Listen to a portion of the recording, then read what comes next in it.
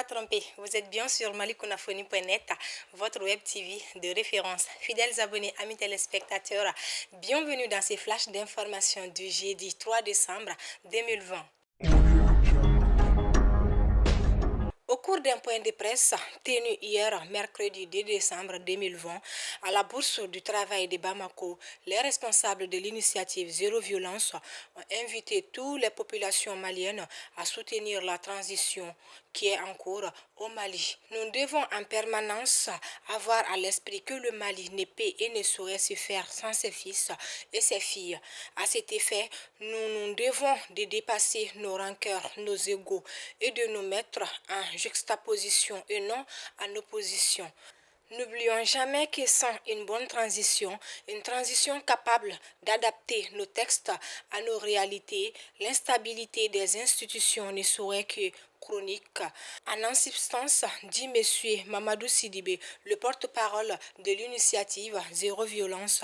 Selon Mamadou Sidibé, les autorités de la transition doivent privilégier l'intérêt du peuple et non celui des hommes politiques qui ne représentent pas plus de 1 à 2%. Nous en appelons au sens très élevé de l'ensemble des syndicats de notre pays en les invitant à ne pas faire du terrain syndicaliste un terrain de défiance, de mépris, de concurrence, encore moins un terrain de partisans, voire politique, a-t-il martelé, et de continuer pour dire qu'il est inadmissible que pendant des partenaires extérieurs soutiennent à la transition au Mali, ne puissent en faire de même.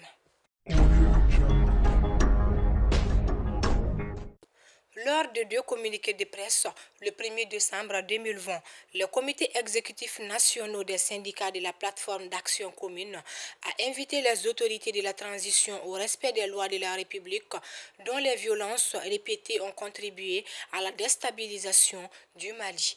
Les syndicats invitent le gouvernement à plus de responsabilités dans la gestion des revendications légitimes des travailleurs.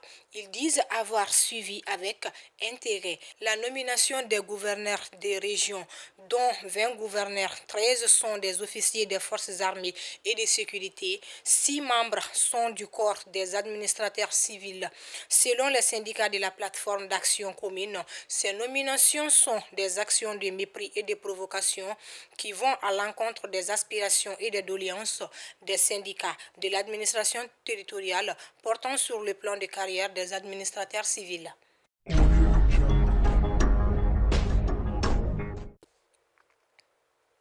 Le mercredi 2 décembre 2020, à la Maison de la Presse, 14 communes des Imouchag et alliés collectifs intégrateurs des Imouchag de Tombouctou ont procédé au lancement d'un collectif intégrateur comprenant des 72 fractions et villages de la région de Tombouctou comme un espace d'échange pour gagner le combat de la paix.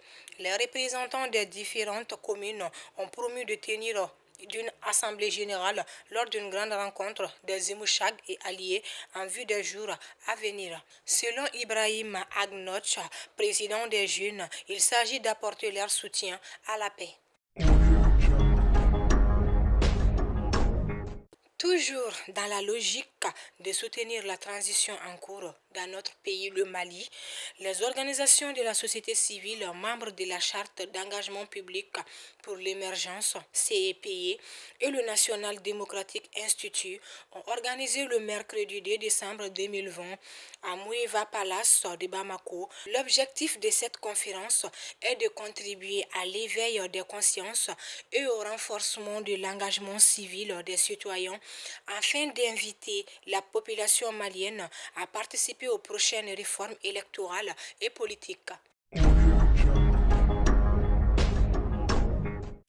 Fidèles abonnés, amis téléspectateurs de malikunafoni.net, c'était Fatoumata Koulibaly, votre flash d'information du jeudi 3 décembre 2020. Bonne suite des programmes sur malikunafoni.net. Restez connectés.